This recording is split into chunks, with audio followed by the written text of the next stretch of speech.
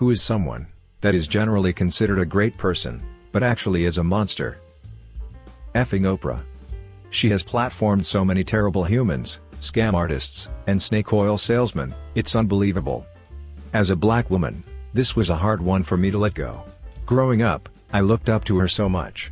Every day after school, I'd watch her and Dr. Phil. When she launched the OWN channel, I was obsessed with the show about her producers, to the point that I considered pursuing it as a career. My mom and I would talk about her all the time. I have so many great memories of sharing Oprah with my mom. Which makes Oprah and her empire all the more insidious. I know my story is not at all unique. I recently re-watched some old episodes from the early 2000s. She was just as exploitative than as she's ever been. The bubble started to burst for me when my mom was watching Dr. Oz. My mom had me doing all the juice cleanses and lemon water with her. I was 18 plus. I started to realize what we were doing was unhealthy. It took me longer to let go of Dr. Phil, but eventually I realized he is full of shit, too. My wife's sorrowist. He went to his grave with everyone thinking he was an amazing person that was taken too soon. Good riddance, I say. So sorry for your wife, but you sound like a solid partner. I'm glad he's gone, for her sake. Thank you. I was the first person she told, 6 years later. Thankfully, she has made so much healing progress. Still wish the world knew what a monster he was, though. It's finally coming out, but Drake. I haven't trusted him since Millie Bobby Brown said they'd text constantly about boys and life. As someone who watched all of Euphoria, it hits a little different now. The moment Millie Bobby Brown innocently talked about how close she and Drake were, and how he would text her every day, I knew there was something sketchy about that guy. As a dude myself, there is no reason for a grown-ass man to be that close with a teenage girl if she's not a relative of his. He's also publicly made out with a 17-year-old in a concert of his before. Certified lover boy? Certified pedo. Mufagan Gandhi. When Gandhi's wife was stricken with pneumonia, British doctors told her husband that a shot of penicillin would heal her. Nevertheless, Gandhi refused to have alien medicine injected into her body, and she died. Soon after, Gandhi caught malaria and, relenting from the standard he applied to his wife, allowed doctors to save his life with quinine. He also allowed British doctors to perform an appendectomy on him, an alien operation, if ever there was one. Also, he served on the British side, in South Africa, and earned a Medal for Valor. Every megachurch senior pastor. Living in the Bible Belt, it generally holds true that the big churches, especially the ones in an old big box store, won't do shit to help people out, unless it's a photo op. But the church, that may not have even 100 members, giving out clothing, food, hygiene supplies, free community meals, etc. Doesn't hold true all of the time, but I see more of the smaller churches trying to do what they can to help. I like how they constantly ask for donations and charity, and then, if there's a disaster in their area, rather than help and donate to the relief fund, they bar their doors, in case anyone ruins their electric blue carpet. Barbara Walters. Her interview with Corey Feldman is disgusting.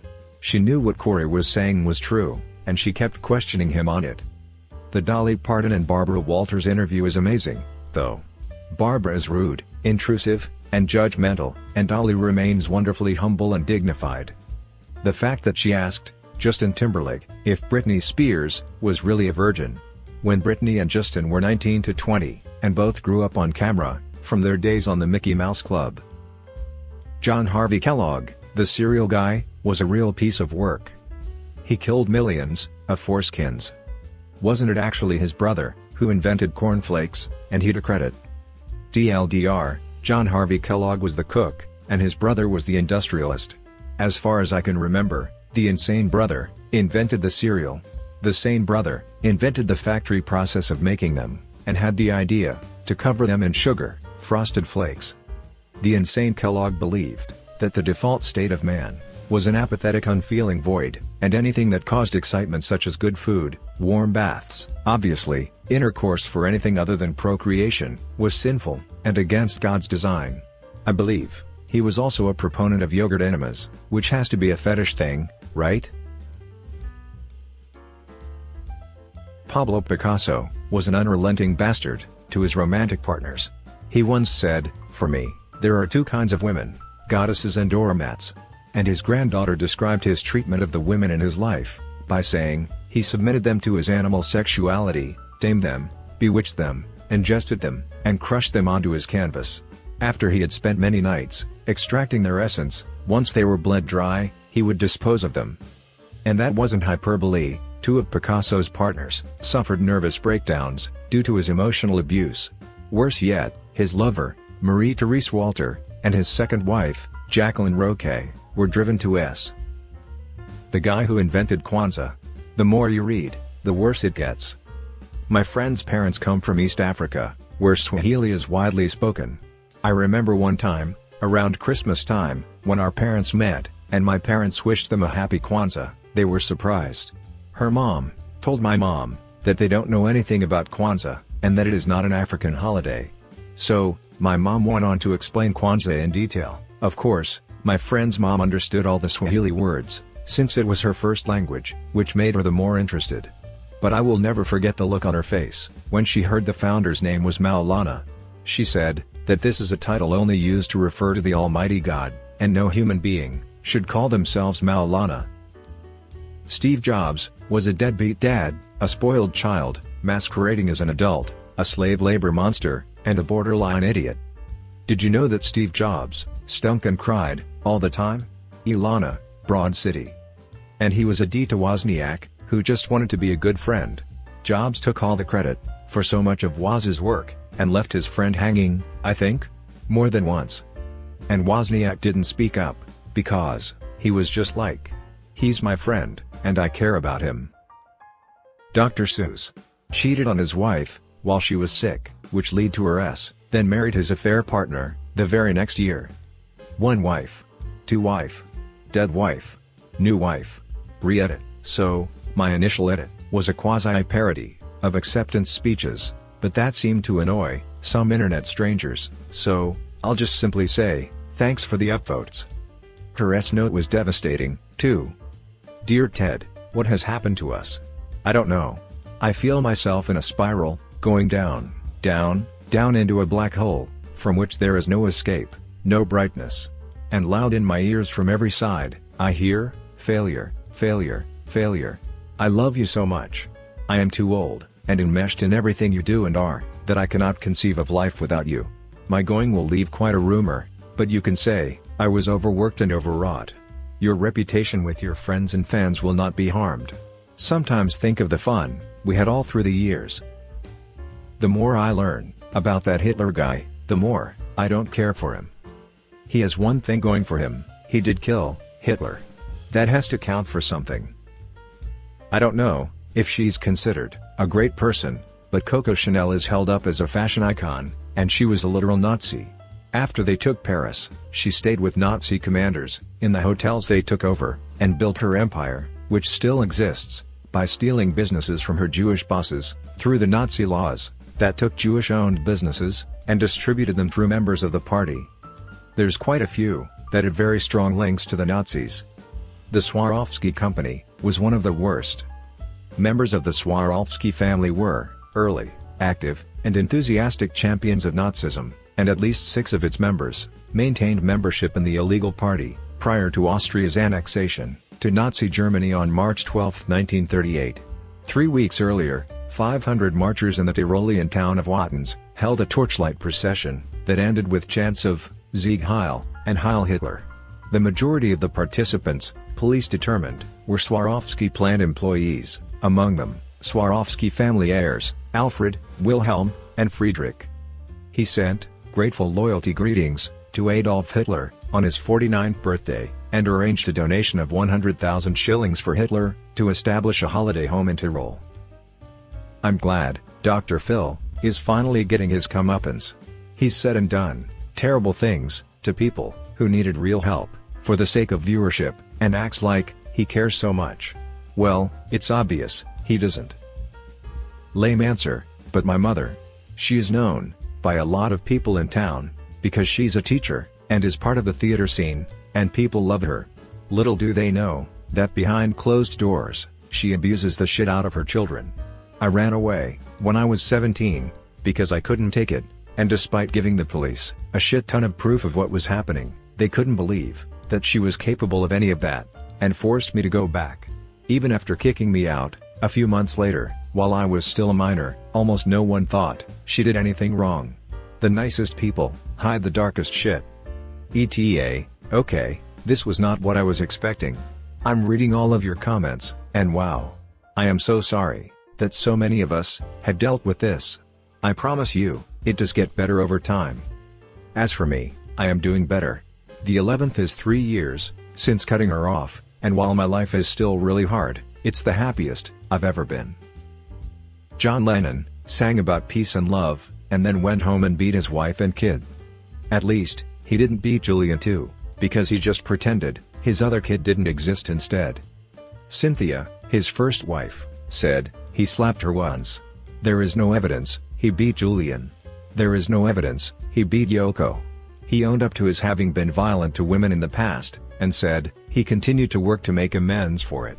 We can never say for certain he did not hit Cynthia more often, or he did not hit Yoko. But this statement overstates what is known. He had other failings, too, especially in the realm of being verbally abusive, and being hurtful, and callous in his actions and decisions. His abrupt dropping of May Pang, after she had brought him back from a self-destructive period, struck me as especially cruel. No evidence exists he was a continual habitual beater of women and children.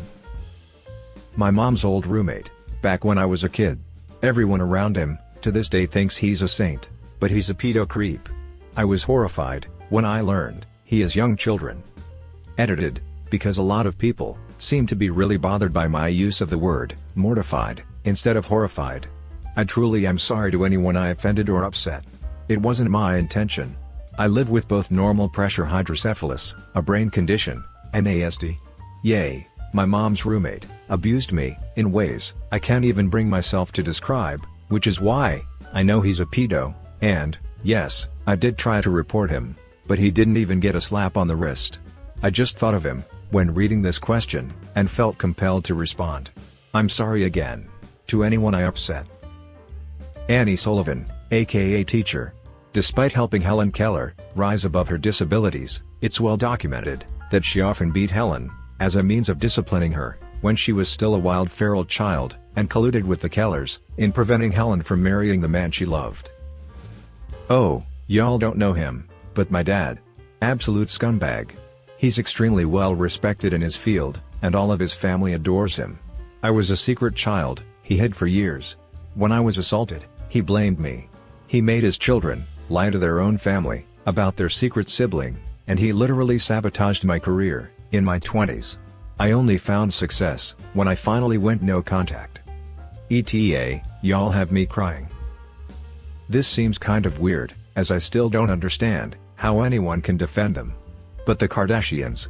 Everyone thinks they're self-made and have done a lot of charity work, but in reality, they are professional scam artists and masters at tax evasion and fraud. There isn't a good one in the entire bunch. I just watched the recent O.J. Simpson documentary, and Kris Jenner cries crocodile tears for her dear friend Nicole Brown Simpson. And they don't even mention that their family made their name and fortune by getting O.J. off for the murders. I have no love for Kris or the rest of the Kardashians. But to be fair, she and Robert had been divorced for a few years by the time of the murders, and she sided with Nicole's family from the beginning. Christopher Columbus. Quick reminder, the imperialist and slave-holding nation of Spain sent him to prison once he got back from the New World, because his monstrous brutality towards his slaves was too much, even for them. This isn't true. He was imprisoned for his treatment of the natives, as well as his own people. Basically, as governor, he severely overstepped his authority in punishing the people. Stuff like cutting off body parts as punishment for theft, parading dismembered bodies of rebellious natives and criminals to deter further unrest, and a bunch of other stuff that the crown just never approved. After about 6 weeks, he was pardoned and restored of his governorship. Brad Pitt, reading the account of what happened on the plane between him, Angelina Jolie, and their kids, is terrifying. Another chilling detail about the plane abuse incident. It wasn't reported by the victims, Angelina and 2 of the kids. It was reported by plane staff. That is frightening. We only know about the plane incident, because it was reported by plain staff, and it was so horrifying to them, that they chose to report it, when oftentimes, people who work for celebrities, or the powerful, stay silent, because they're afraid of losing their jobs. Not to mention the fact, that Brad Pitt was willing to be abusive in front of a third party. Abusers typically conceal the highest calibers of their abuse, because they know it's wrong, while they don't conceal the lower calibers, because they're delusional, and think it's totally normal. If choking your family member in front of people, was okay for him, WTF kind of abuse, has been going on behind closed doors? Brett Favre. People finally figured it out, after the welfare thing, but he's always been scum. I went to USM, his alma mater, as well as my parents, who were there at the same time he was, and every story I heard from locals, about him, was about him blowing off charity events, that he was paid for, and smacking his girlfriend in public, back in his college days. Apparently, he used to get his ass beat by the locals, when they'd see it, but he was well into his NFL career, before that stopped happening publicly. The man is a menace, but people hear that South Mississippi accent, and assume he's a nice guy. Also, just because, I feel like there aren't enough people saying it, F Michael Vick, and anyone who still lets him have any kind of public life. My ex-best friend. We were close like sisters. She started living with my fiancé and I. She then started sleeping with my fiancé, behind my back, and would say stuff like, "Sometimes, I forget you're in a relationship." I of course broke up with my fiancé, and ended my friendship with my best friend. They left together, and dated for a couple of months, before he moved on to the next girl. In the meantime, my ex-friend turned many of our mutual friends against me, because I wouldn't forgive her, and she now felt really bad about what she did. She's in a hole. Our mutual friends still think she's great. At least, I figured out who my real friends are. Mother Teresa. This is such a dusty old shitty meme. The same paper that Hitchens cited to give his epic Reddit slapdown of the evil Christian lady is also full of praise for her work, and says that without her people, who were already dying, would have just died on the street with no alternative. It also says that they had all in the way of analgesics and painkillers, which is where the idea that she withheld medicine came from. It's curious how he left all those parts out. India's government had a big anti-opiate thing going, because of the lingering effery of the opium wars, so it was a matter of policy to not give opiates to people who were even dying of bone cancer. She was working with little resources, in a system that tied her hands behind her back. She ran a hospice and gave palliative care, in the 40s and 50s, before the modern idea of those things even really existed. The WHO principles of pain management for the dying didn't exist until the 80s. She wasn't a singular medical genius, who knew better and didn't do anything anyway. She was a nun, with all the medical knowledge available, in the early 20th century. I know it's a lot easier to go, God lady bad, and not consider the constellation of systemic issues she was working under, but you don't have to be wrong. Lyndon B. Johnson. I find it hard to believe he is being lionized by the descendants of the people who hated him so much. He was responsible for the deaths of 55,000 Americans and millions in Southeast Asia. He looked us in the eye and lied about the Gulf of Tonkin incident, so he could widen the war to fatten his friends. Now people say, oh, but his domestic policy, he gave us Medicare and Head Start, how cheaply he bought you out. He was a war criminal who killed a lot of my friends. Winston Churchill. His government's policies, and his racist attitude towards Indians, caused millions of people in Bengal to die, because of famine. He was also instrumental in sending thousands of displaced children to orphanages in Australia. They had parents back home in England, but were told they died. The Irish hate him also. He looked down on us, as a nation, and was responsible for deploying the notorious Black and Tans to cause terror and murder civilians all over the country. I came to say this. Churchill was both a great leader and a monster. He absolutely helped save Britain at the time of its greatest need, and he absolutely contributed to countless deaths by his refusal to send help during the famine, when Britain clearly had the resources to help. I once was a great Churchill fan, especially after reading parts of his history of World War II. But as I learned more, I realized just how horrible he was. Jackie Chan. He confesses a lot in his book, without realizing how much of an a-hole he is, I guess. Sleeping with prostitutes, abusing his toddler son, etc. etc. And then on top of that, He's a shill for the CCP. Says shit, like, Chinese people don't deserve freedom. He's from Hong Kong, which is probably a double slap in the face. Even a lot of mainland Chinese people know what the CCP is, but they can't necessarily escape.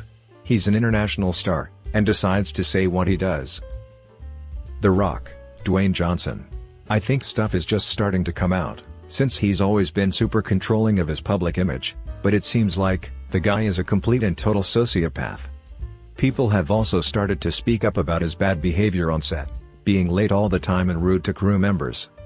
There was the Hawaii bullshit with Oprah. There was his handling of Black Adam bombing, also reports of bad on-set behavior and mistreatment of others. Monster might be a stretch, but the guy is definitely in a hole, and people are just now finding out. Dude is fake, as fake gets. I am absolutely fascinated with this answer, and I am very curious what I need to search in order to find information about him being a sociopath.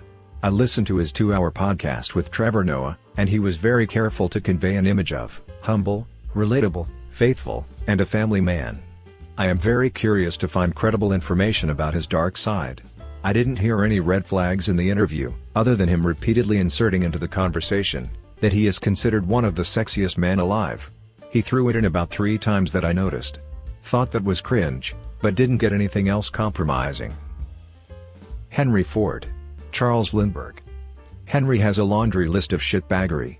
From bullying his son, Edsel, to hiring and keeping Harry Bennett and his Ford Service Department union busting thugs.